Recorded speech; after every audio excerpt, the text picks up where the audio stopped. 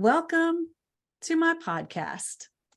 Today's dream, tomorrow's reality. My name is Vicki Poole. I'm a life coach, health coach, and hypnotist at the Enlightened Peach. And this podcast is all about embracing our mosaic life. And some of you may ask, what is a mosaic life? Well, it's recognizing that all the pieces of our life, the good, the bad, the indifferent, have all come together to make us who we are. Change any one thing and we are different. With that in mind, I invite you to embrace your perceived imperfections and celebrate who you are. This podcast is unedited and raw, just like life. And I will be your host, and I will have special guests from time to time.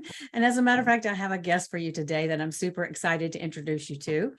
But if you have any ahas or questions, please leave a comment in a voice message.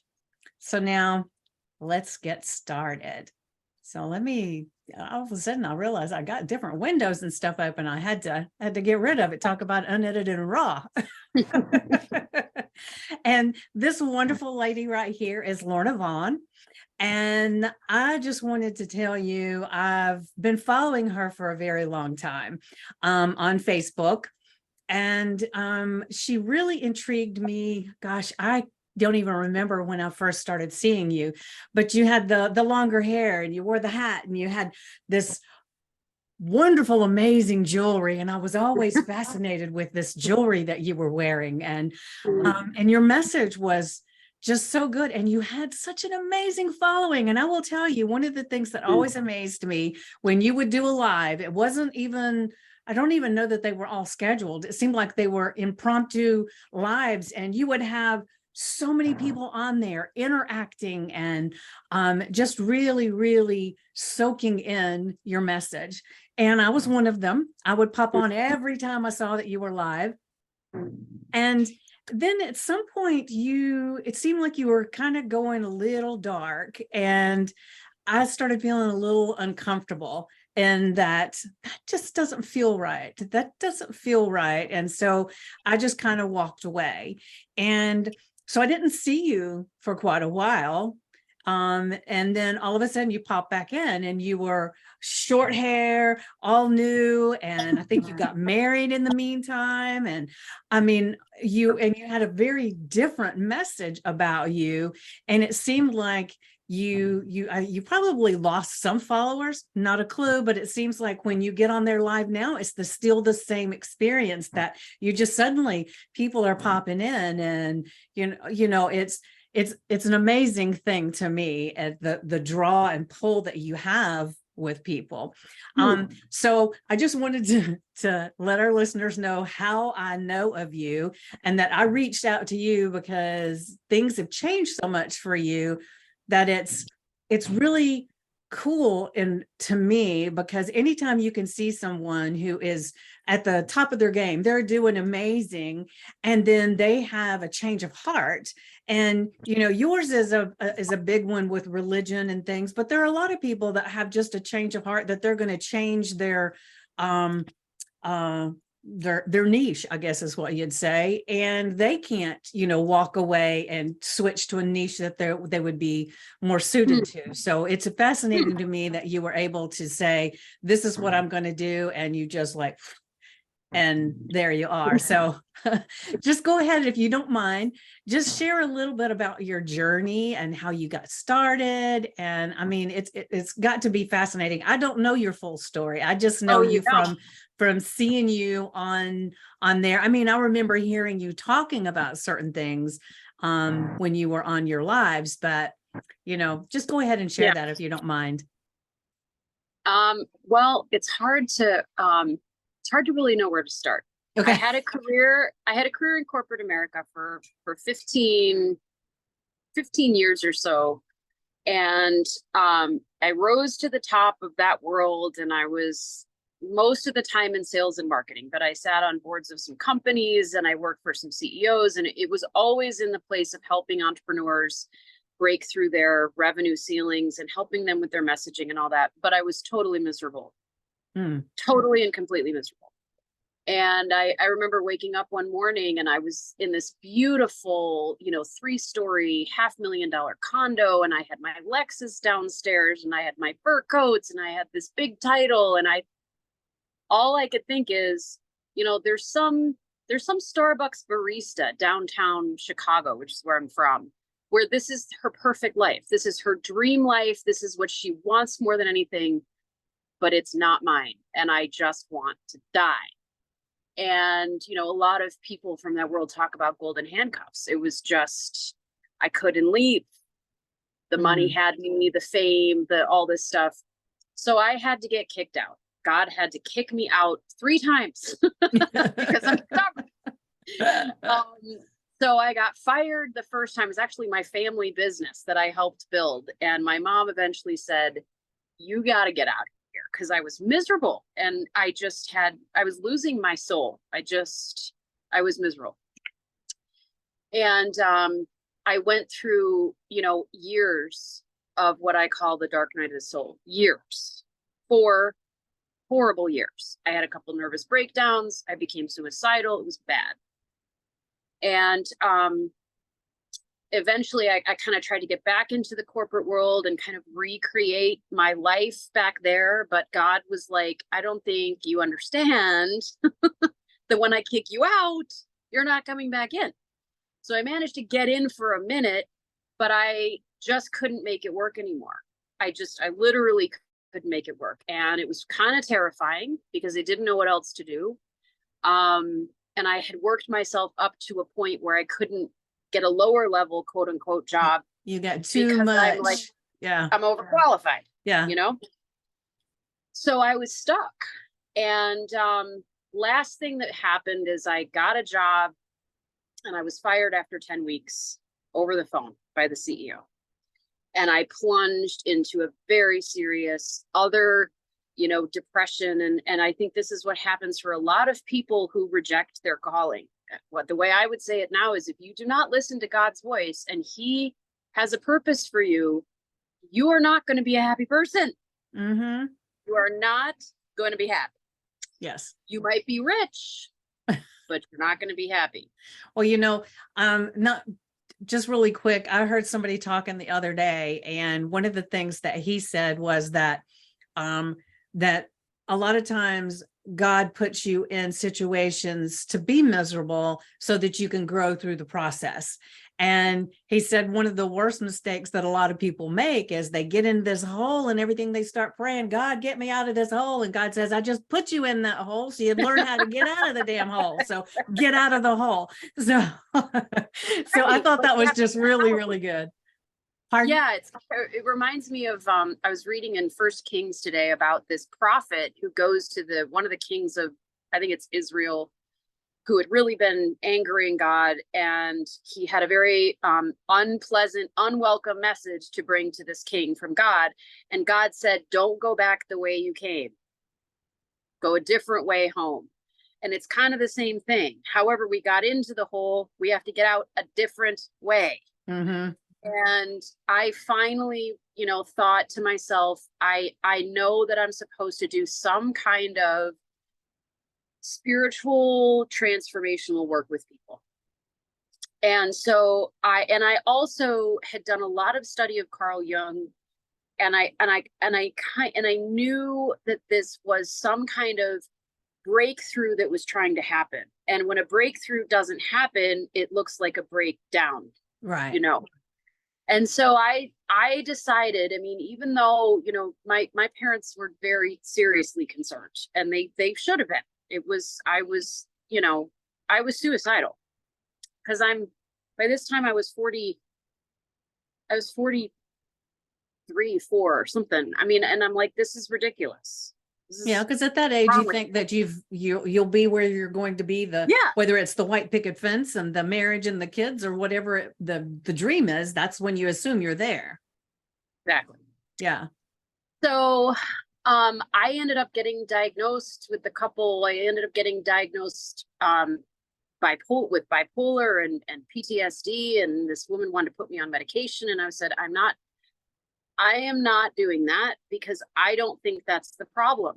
I think the problem is I'm not listening. At the time, I probably would have said God, but the deeper I got into New Age, the word God left. I didn't like that word anymore. But at the time, I probably would have said, I'm not listening. I'm not listening to God. That's why this is happening. If I listen to him, I don't need the pills. I am not advocating that for everybody. I just knew in my heart that was true for me. So I decided that I was just going to do the thing and just start my business. And and I did. And I kind of burst onto the scene from nowhere. I mean, I didn't have a bit, I had a short little flare of a business several years before on Facebook during those 4 years of, the dark night of the soul.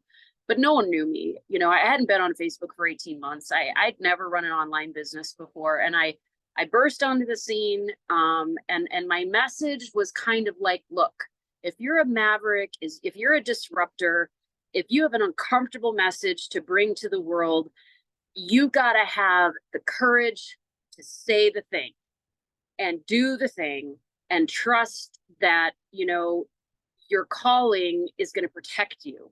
And stepping into your calling is not going to be the problem. It's not stepping into your calling. That's the problem. Right. And I kind of taught people how to sell and market.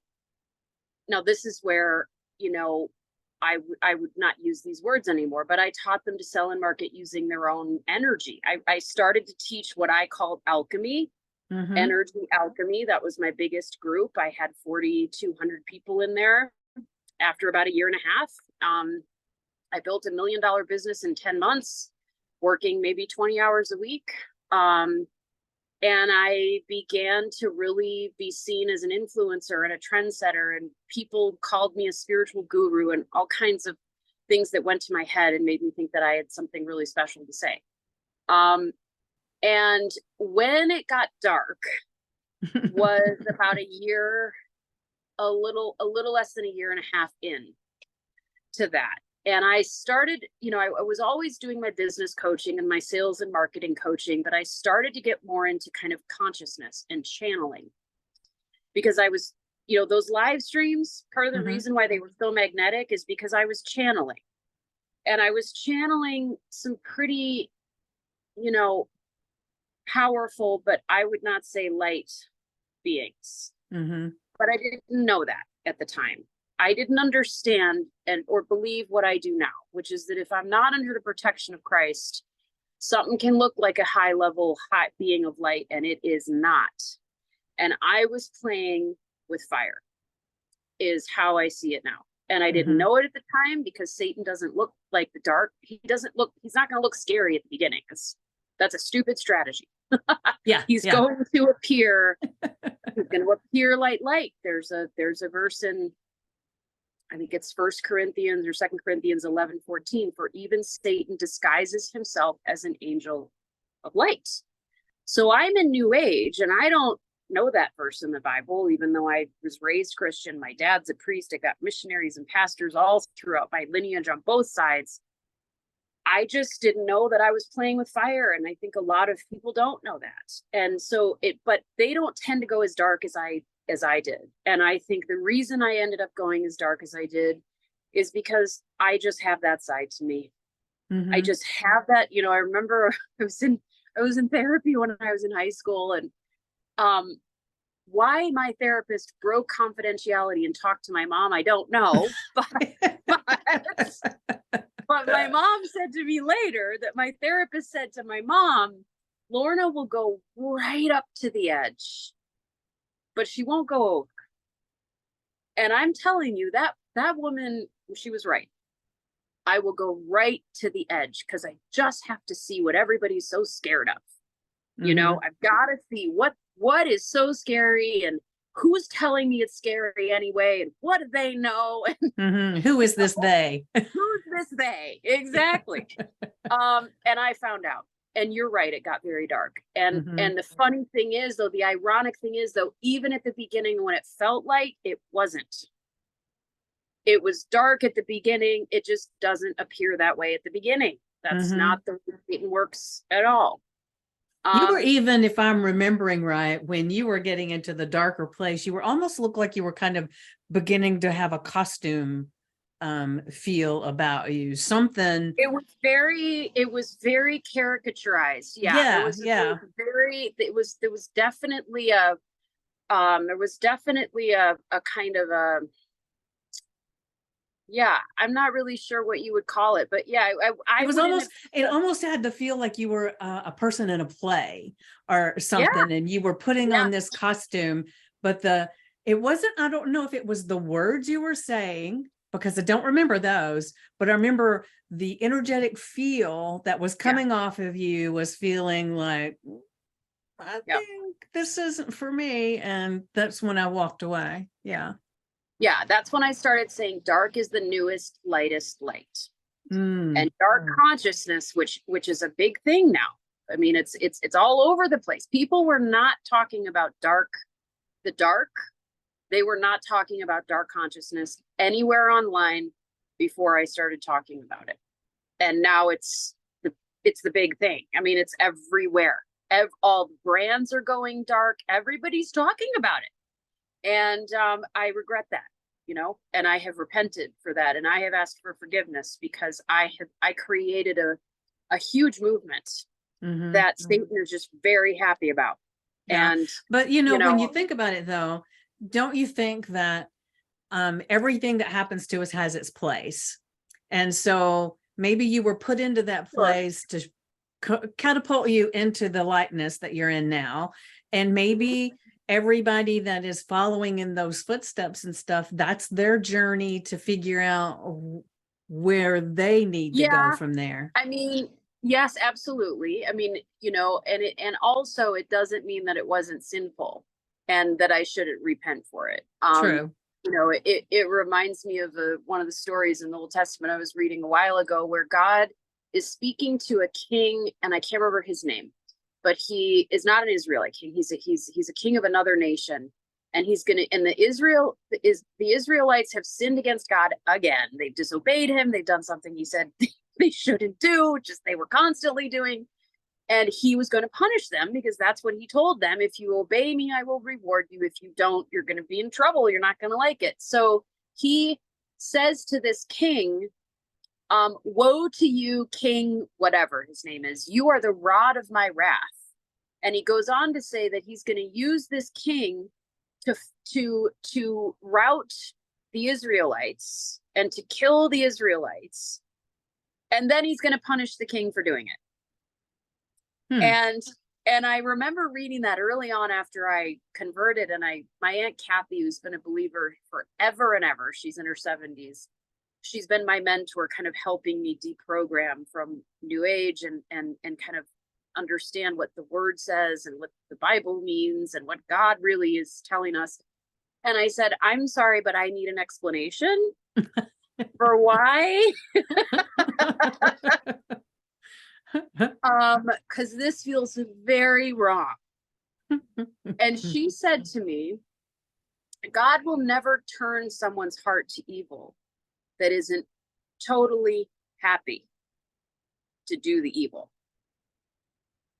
But the fact is, it's evil. And if your heart is willing to do it, you've sinned and you need to repent. And if you don't, there's consequences. Yeah. And I thought, wow, like amazing. Okay, I totally get it. And so that's what I would say is like, yes, it's all a part of my life. It's all a part of my journey. And also it was wrong.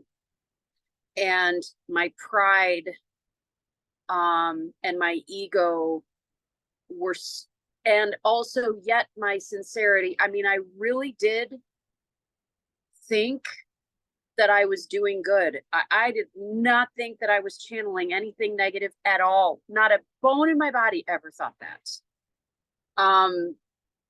And so, my heart was in the right place, but it was still sorely deceived. And I deceived and I misled a lot of people.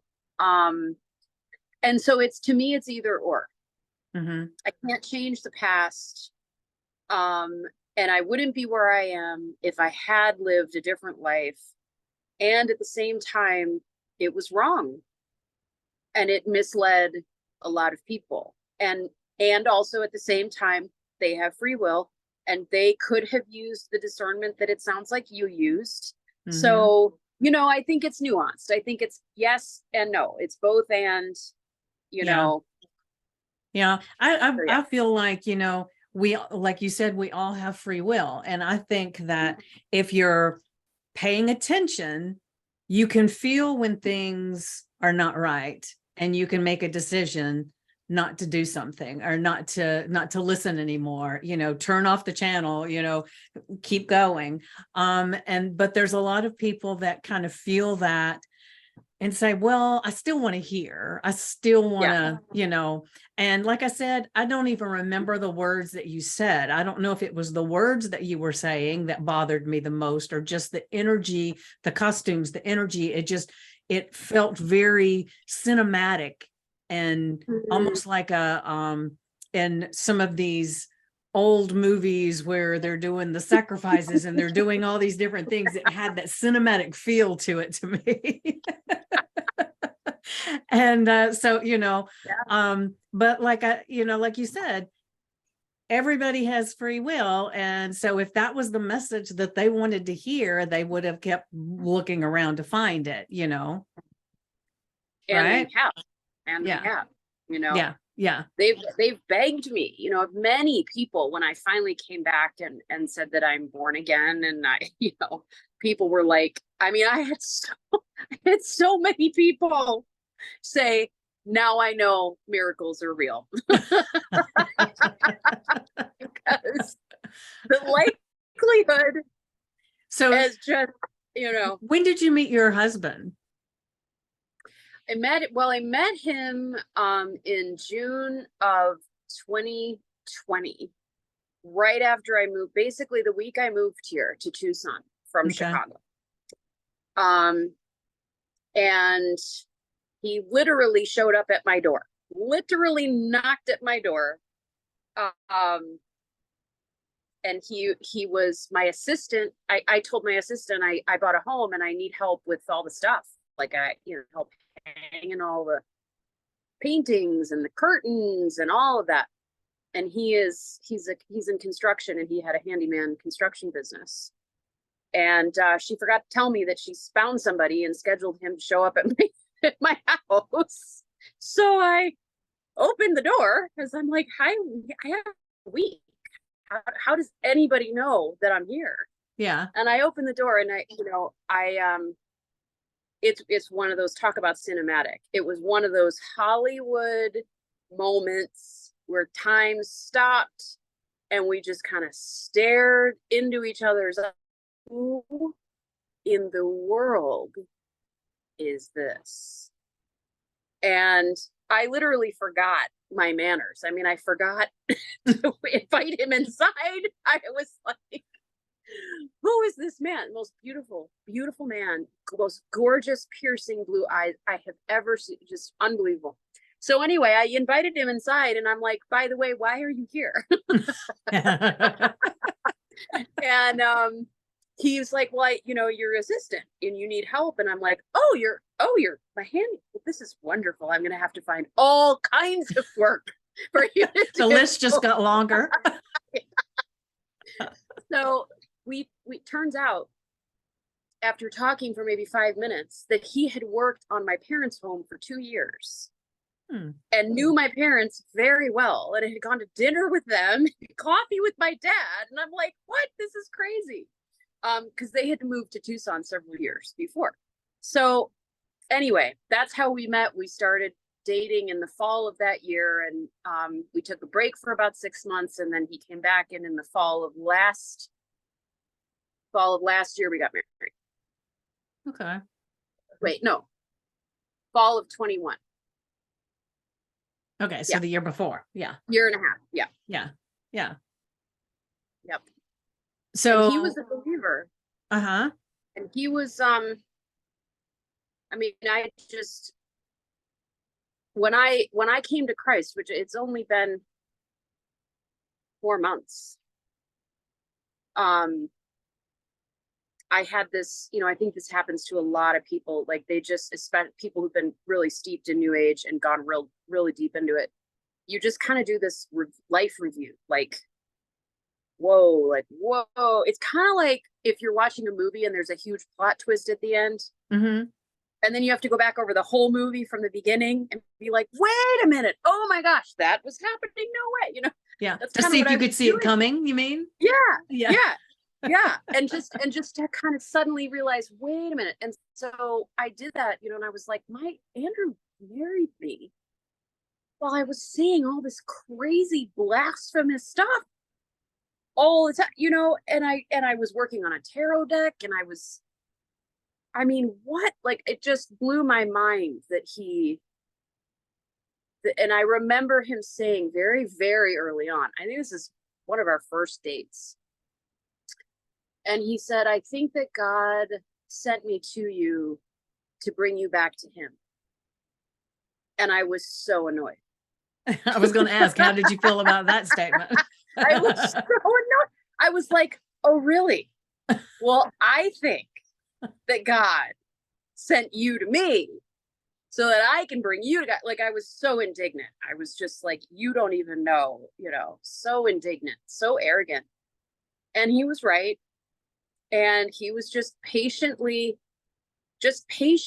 me. And I don't understand. People don't know my story really, and these probably your listeners and viewers don't. The fact that I accepted Christ as my savior and confess that I'm a sinner and that he is the way and the truth and life. This is not, I cannot, at the time, I could not have imagined a worse spiritual condition than becoming a born again Christian. Why is that? Really. Well, because to me at the time it was Neanderthal spirituality, backwards thinking, we've So was your progressed, experience, because you said you were raised in a Christian home, so was your experience back then as something to get away from? Is that kind of what led you to start feeling that way? Well, yes and no. I loved going to church. My dad was a priest, an Episcopal priest, for most of my childhood. And my mom's dad was a missionary, actually, way up in the Yukon. They lived literally I say it's like Little House in the Tundra. They lived in a log cabin that he built with his hands. They had no running water and no electricity until she was 16. Wow. And their entire life was devoted to him being a missionary to this tribe of Canadian Indians. I have missionaries and evangelists and priests and pastors on both sides of my family. And I loved going to church, and I loved my dad's sermons, and I loved the hymns. And we chanted a psalm before dinner every night. I loved it. But I will say that I was not able to separate the human Christians that I lived with who had flaws. And, I didn't have an awesome childhood. I had some trauma. And I think that's common in most families. But when you see the disconnect, kind of the public leader and the private person, whether it was my dad or other people in the family who I also saw kind of this, that's not how you actually are, though, behind the scenes. Yeah. Because we're human, we're human and we have problems, and I wasn't able to disconnect the two. And so I walked away from the whole thing because I was like, this is a fraud, basically. And another piece of it was not only that, but it was intellectually, I started to question, really, are we really going to believe this book that was written, a couple hundred years? Most of the books were not even written for 40 years or 50 years after he died. And, and what about all the books that were left out? And what about, all of those kind of intellectualizing of the faith kind of really flooded in. And at the same time that I was starting to question that, so were my parents. Okay. So we all kind of walked out of the faith kind of at the same time. And that was basically at the end of high school. Okay. And then I spent probably 10 years being a hardcore, like, agnostic. Like, if I can't, I don't know. I can't, to me, atheists were like, really? You know, there's not a God. I mean, come on, I mean, that's a little silly. Mm-hmm. Is there one? Can I prove it? No. But can I prove it? No. So I think it's just this way that people appease their sense of unease and fear of living in a scary world. I was just. And I will say, when you were saying that about the family and how the face they show the world is not the way they are inside the home and everything, and there's a lot of stories about things like that. Some are very extreme. But I will say, I had a real hard time for a very long time because I felt like the most unchristian people I'd met in church. Yeah, exactly. And it was like, I don't understand. And kind of vice versa also, right? Do what? Well, kind of vice versa. Yeah. It seems to me like you can be super happy and it has nothing to do with whether you're Christian, and you can be super miserable and angry and it has nothing to do with whether you're Christian. Yeah. So what's the point? I mean, it was all about, what am I getting out of it? Which is just bizarre to me now. Like, it's just, and also just because I did not have a personal relationship with Jesus, it really, I don't think that I know that I didn't. It was more theoretical. I was like a theoretical Christian, Mm-hmm. I had to take it on their authority who Jesus was. And if Jesus is the type of person that inspires people to act that way, I'm not interested, Yeah. If he's the type of God that allows that type of behavior to just kind of pass from a Christian, but not a non-Christian, I'm not interested. All the issues that people have with Christianity that I totally understand. And so I just walked away, and I did not give it a backward glance, and I stepped into being an agnostic for 10 years. And then I kind of started to open back up to maybe there is something more than just the physical universe. I'd had some weird synchronicities that my super intellectual brain was like, that's weird. So what kind of synchronicities are you talking about? Well, I was pregnant at the time, and and my friend was real super woo-woo. I was like, oh my gosh, she's like talking about, she's channeling all these angels, and she went to this energy worker who also happened to be just a straight ahead chiropractor who did prenatal chiropractic work. And I went to this woman for that. I was so not interested in any of her energy stuff. So we did this session, and I'm walking out of her office, and she stops me right at the door, and she says, Lorna, you're really blocked right here. You live only in your head. You don't live in your body, and you really might want to look at that. And I'm like, whatever. I'm 6 months pregnant. I don't know how you think I'm not living in my body. That's all I'm doing right now. That's all I'm doing. Of course, she was talking about my chakra. It was blocked and whatever. So the next day, I go to my therapist, who I'd been seeing for years and had never said a single woo-woo thing, because if she had, I probably wouldn't have kept seeing her. And we do our session, and I get up and I'm walking out the door, and she stops me and says, Lorna, I just need to tell you, you're really blocked right here. You live only in your head, not in your body, and you might want to think about it. And I was like, I'm sorry, what? It was one of those like, what just happened? Like, what? I couldn't dismiss it. So I asked her, I said, what do you mean? Like, literally, do you know my chiropractor? Like, have you talked? Is that your sister, perhaps? Is it your sister? So then she was talking about chakras, and I'm like, are you kidding me? Like, this stuff is real. This is ridiculous. I don't have chakras, and so that's how I stepped into New Age. And I just did it with one little toe and then another toe, and then as it often happens with people, it's just, you just go deeper and deeper and deeper. And that was 2005. Mm-hmm. No, yeah, that was 2005. And for many, many years, while I was all doing my corporate hotshot stuff during the day, I was doing this secret New Age stuff, on the nights and weekends. Mm-hmm. And never would have admitted it to my corporate clients, and didn't really want my New Age people to know that I was working, in Corporate. this kind of soulless corporate place. Yeah.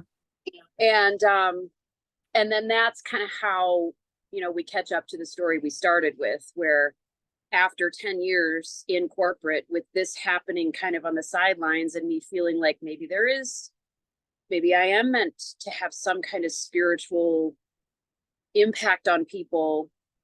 Obviously, it can't be a Christian one, so it must be this thing. It must be life coaching, kind of, whatever kind of coaching. And so that's when I went into my business finally in 2017. I married the two. I married my corporate expertise of sales and marketing, my New Age energetics, the metaphysics of things, and tapping, getting into and doing all of that stuff. And I married the two. And I somehow was just able to articulate it in a way that people just like, boom, I get it. And my business took off. But the problem is that I was channeling, and I know how that feels, because I don't do it anymore. And it's a very clear difference. When I get onto a live stream, that energy is not there. And I know that even though I was looking light and speaking about the light and thinking that I was working in the light, it wasn't, because nothing changed. Things just got darker. And that's really how I believe Satan works. He gives you a little taste of poison, really. And if you don't recoil, like you recoiled, right? I didn't. I was like, well, if it doesn't kill me, unfortunately, I have that streak in me where I'm fascinated with the darkness. It's terrible. It's not okay. I don't like it. I really don't. But there's something there that causes me to be so, fascinated with how we get lost.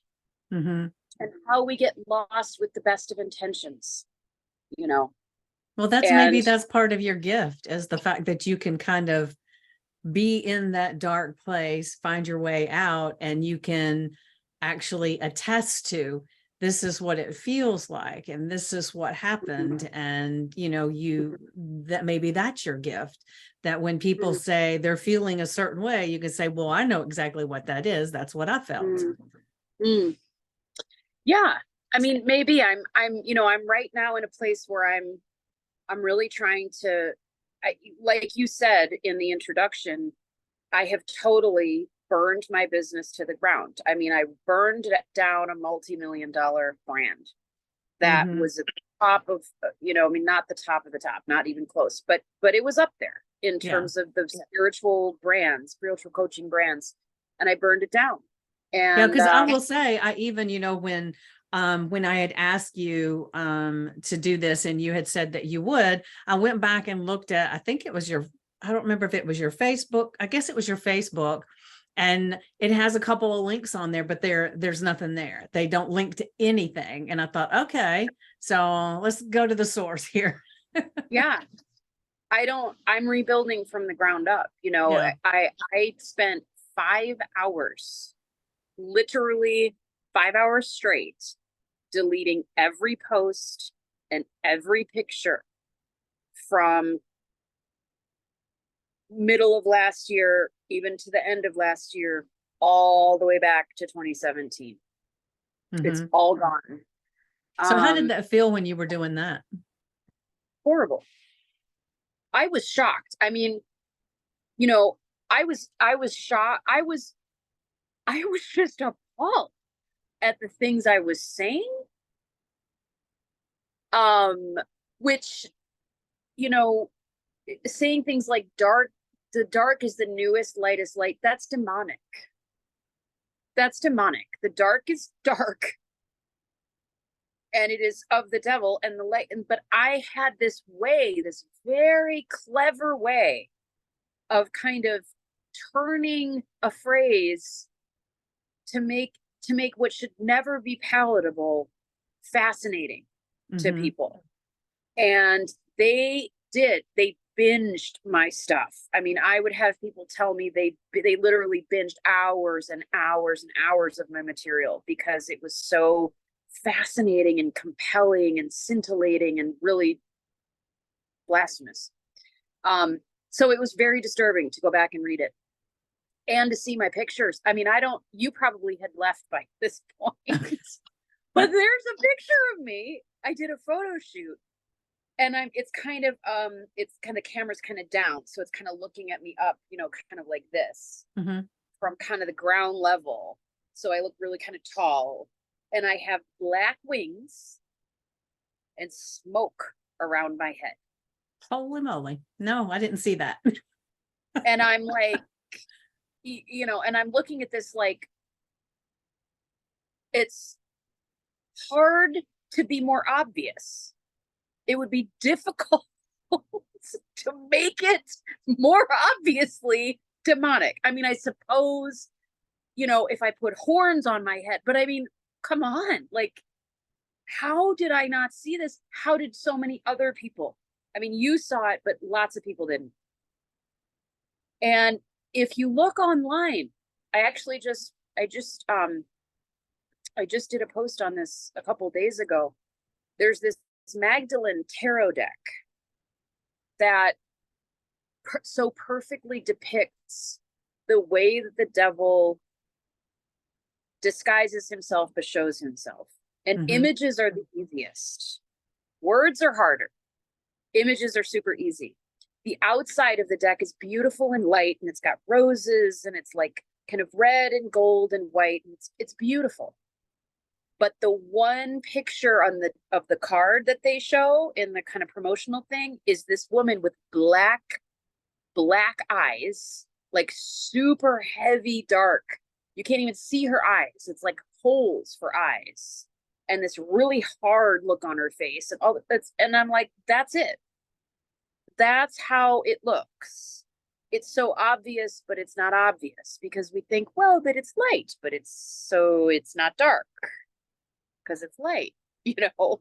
Mm-hmm. And same with me, like people would get onto my live streams and kind of have this weird, uncomfortable feeling, but I'm not, my voice is pleasant, you know, I'm smiling, I'm laughing, I'm not screaming at people, I'm not telling them they suck, I'm entertaining.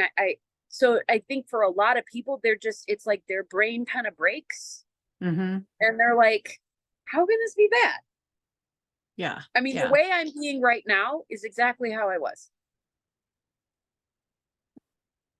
So I think a lot of people were just like, but I mean, look at her. I mean, yeah. Yeah. So very what do you dangerous. think how is your business? I know it's different now. So what are you doing now in your business that you are proud to talk about? Good question. So I'm really still figuring that out. But Mm-hmm. what I'm landing on is helping people do what I have done. So I have successfully relaunched my business. And I'm working with clients, and I'm building out my book of business and all of that. And mostly with people who are ex New Agers who had a business that they had to walk away from, or that they know they can't lead in the same way. I mean, if you're from New Age and you give your life to Christ, it's brand burning time, Mm-hmm. you know? And so several of them are in that category. Others are just believers who have not been in New Age and want help with their marketing and their sales and their branding and all of that. So it's similar, but totally different. I won't work with New Agers. I've had some come to me, and I have a very serious application process. And if the person is a New Age business, I won't work with them. So what do you do differently with a business that is Christian based versus one that is New Age based? How do you go about it? Is there something majorly different that you do with these people? Oh, well, yes. I mean, Okay. I essentially, so shadow alchemy is the modality that I invented that became super popular and just kind of spread literally all over the globe. That was my kind of core modality. And I essentially taught people how to alchemize their shadow into light. So take any energetic barrier that they had to success and money and visibility, and literally alchemize it into light, except that it was the false light. And when they did that through this modality, literally just money would come, clients would come, speaking opportunities, book deals, crazy stuff. I don't teach that anymore because it's not up to us to appropriate what is only God's to give us. So I don't do that. I teach them more of the business strategy, and I also teach them what I call spiritual warfare. So the shadow alchemy modality is based on an archetype map that was not created by me. I learned it actually from Carolyn Mace, who really took it from Jung. And what I discovered when I was reviewing all of my material and basically deleting 99.99% of it was that this map is actually, one of my clients calls it the enemy map. It is the perfect map to Satan's way that he sabotages us. And so now I use that as a discernment tool for my clients. And I take them through this process of showing them exactly the cunning ways that Satan gets into our minds and our psyches and causes us, we make 35,000 decisions a day. 35,000. Yeah. And how many of those are made under the influence, the deceptive influence of the devil? You're not smart enough. It's not time. Don't do it yet. You don't know enough. You need more information. You need more training. What is everybody else doing? Maybe you should stop and wait. Do you have a plan? Do you see the end? This seems kind of risky. I don't know if you can manage this. I mean, I could go on and on. Right. These are voices, and they come in 4 specific flavors. Only 4. There's really only 4 voices inside of us that want to deceive us and have us, and that we are so easily fall prey to. So now I teach them that as an essentially a tool of discernment that they can use in their own lives and businesses, so that they don't fall prey to sabotage in their business, and that they can use with their own clients for the same reason. And then I teach them, sales and marketing. I get a really clear sense of what their real genius is and how they have not been speaking about it powerfully, how they're speaking about it to the wrong people, trying to serve the wrong people, all of that kind of business strategy stuff I still do. That's all exactly the same. The way that they get over the barriers to success is totally different now. I teach them how to hear the devil's voice. I teach them as much discernment as I can. And then I just leave them to prayer. If they're struggling, I just say, because I don't know what God has in store for them. Mm-hmm. God may have a season of struggle, kind of like what you were saying, right? I put you into the hole, Yeah. for a reason. Yeah. So if they're struggling, maybe they're supposed to struggle. And this is one of the biggest challenges that I've had coming back in, because before, if you're struggling, that's unnatural. Mm-hmm. Let's fix it. Struggle is unnatural. We're not meant to struggle. We're wired to thrive. That's what I taught. Mm-hmm. That's what I taught. We are wired for magic, and thriving is in our bones, or something. We are wired to thrive, and genius is in our bones, something like that. And so if you're struggling, it just means you're in shadow somewhere in your life.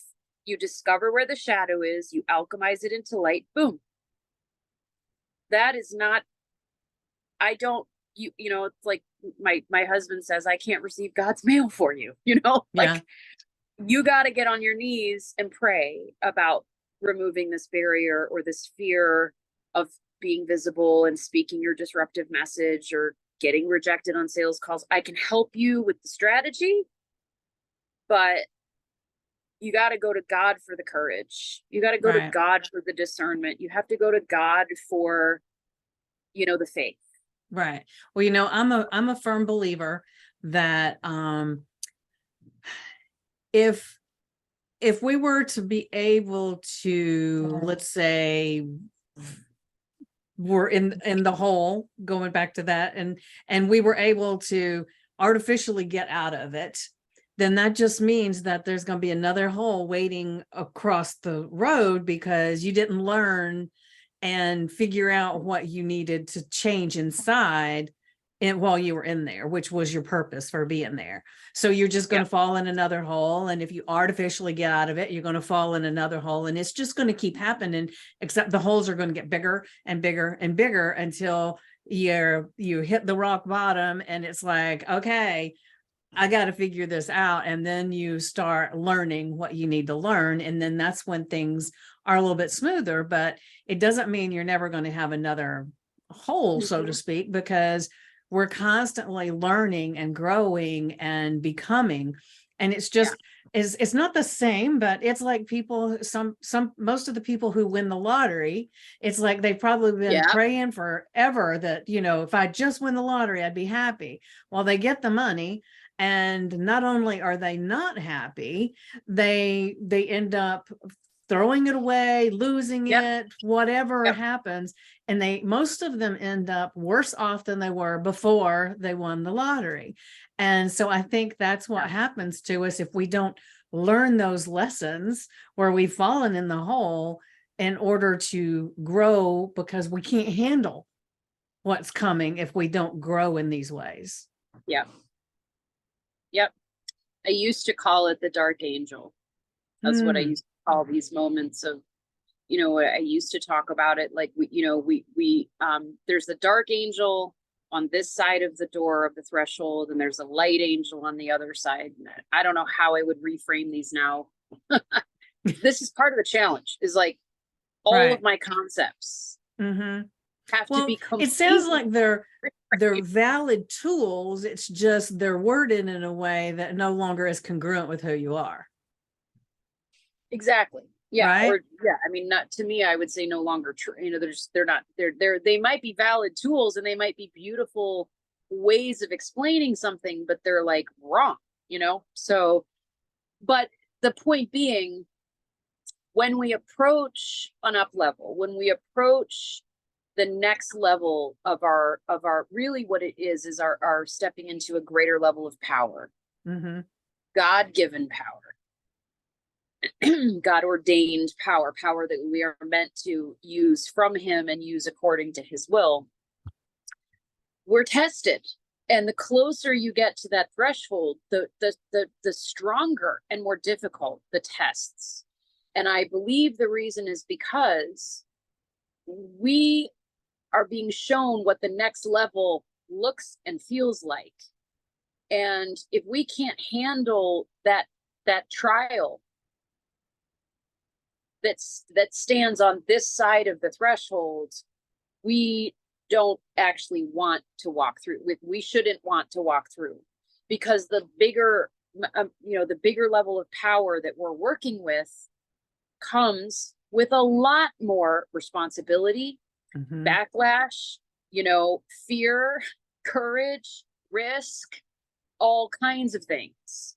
And so those trials, they seem to be our nemesis, but they're actually there to let us know how ready we are to deal with the greater bestowing of power that we're about to step into. So the worst thing to do, and I see this a lot in people, is they get right to the doorway, and that's when all the troubles happen, and they're like, I must not be meant to walk through the doorway, and they turn and they go the other way. Yeah, that's not where I'm supposed to be. Let me reroute. Yes. I agree, but I will be honest, there are times when you get to that place, it gets so uncomfortable and sometimes it's like it lasts for a little while. So you start thinking, well, am I being crazy to keep on working with this? Maybe this is the sign that I'm supposed to go another way. And so it takes a lot of strength and a lot of, I guess, being able to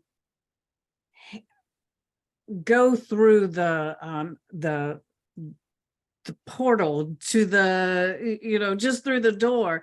And because it's funny, it was like, there was a saying I heard a long time ago, and it's like, the old saying that when God closes a door, he opens a window or another door, whatever it is. Well, I heard another said that just because he opens the door for you to go through doesn't mean it's not hell in the hallway. And so, I try to keep that in mind when it feels like everything's going wrong. It's like, okay, let me focus here. Let me see, what is it I'm supposed to be learning from this right now? Instead of going to that place of woe's me, how could it be this bad? How could this happen? How could that happen? So I've learned to at least turn it around and say, what's the lesson here that's going to help me to go where I want to be or where I'm supposed to go in my life? What is the lesson? And I think that's where a lot of us end up walking away, is because instead of looking at what we could learn so we can keep growing, it is, we look at it as though just to walk away. I think, so why me? I was talking about that archetype map. Why me is the victim. Why me? Why me? And one of the ways that's very easy, I shouldn't say easy, simple but not easy, powerful but not, is to just change the tone from why me to why me. What might be happening in me, or what might it be about me that I'm going through this that's meant to be of service to other people on the other side? It can actually become part of your understanding of your story, of your why, of your purpose, of your mission. If you can look at it not from the why me God, but from why me. It reminds me of Moses. My favorite story of being called ever. He's a stutterer. He stutters, and his brother is an eloquent speaker. And God calls Moses to go talk to 600,000 Israelites, who are in slavery in Egypt, and to go talk to the Pharaoh.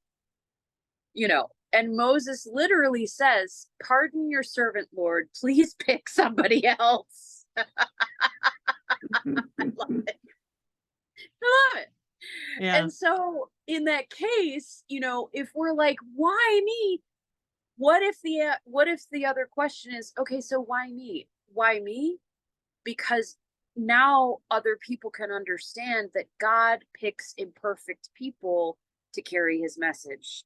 God picks imperfect messengers to carry his message because he wants to show, that's how he shows his glory. That's how he works through, that's how he uses our imperfection. So that's just an example of how I would help somebody use that kind of, the devil wanting us to say, why me, which stops us in our tracks. There's nowhere you can go. You're dead in the water. Right. Right. But to turn it into a question that has movement in it, curiosity, courage, humility, surrender, you know. Yes, definitely. So we're getting close to time on here. So what is the one thing that you would like to leave all the listeners with about your journey, your new message? And I will be putting the links. I still need you to share those with me, the actual links to, if you have any social media that you want shared, or a website or anything like that. But tell people how they can get in touch with you as well. And then I will be sharing the stuff in the bio and all that stuff. Yeah, so I have a Facebook group right now that it's called One Thing. It's going to be rebranded to Called by Grace, and that's really the place where I am working with women who are either seriously questioning New Age and really feeling called by grace to come back to God, or have already done that. They've flipped over, and but both sides they're questioning. You know, what is true? What does the Bible really mean? And I am not equipped to answer that question. So I bring in people that have been in the faith and in the word a long time who are equipped to answer those questions. And so right now I'm creating, I haven't launched it yet, but I'm creating a 12-month experience for women to walk this journey of essentially stepping into their new personal identity in Christ and their new business identity in Christ. So that is, what else? What was your other question? What message? What would you want them to take away from your story today, and what you're rebranding and what you're doing now? What is the main thing you would like them to gather from that? Well, just that if they are feeling called, because there is a movement happening, more and more of us are leaving New Age and turning to Christ. It is incredible. The Holy Spirit is just sweeping through and gathering his children back to him. And so if you are on either side of that decision, number one, I would say, accept the call. No matter how scary, no matter how unreasonable, no matter how irritating, accept the call, number one. And if you want help doing that, if you want guidance in all the different ways, deprogramming your life, deprogramming your business, and then if you feel called to be a transformational coach, stepping back into a business where God is at the center, and where your faith is grounded in the truth and not in the newest place where I think Satan is operating, which is New Age Christianity. And there's a lot of churches out there who have been infiltrated with that. So if you want guidance and a community and support, then that's what I'm here to do. That is my new mission, and I would be honored to help with that journey. All right. Well, perfect. Well, thank you again so much for being here today. This has just been enlightening, I will say. And I want to tell the listeners as well, if you want to reach out to me, I will be having the links to my my YouTube channel, and all my social media will be in the comments as well. And if you feel like you want to reach out, please do. I would be more than happy to talk to you. So with that said, please, please, please reach out to Lorna, reach out to me, and don't feel like you have to journey on this alone. Amen. Yes. So be blessed, and we will see you soon.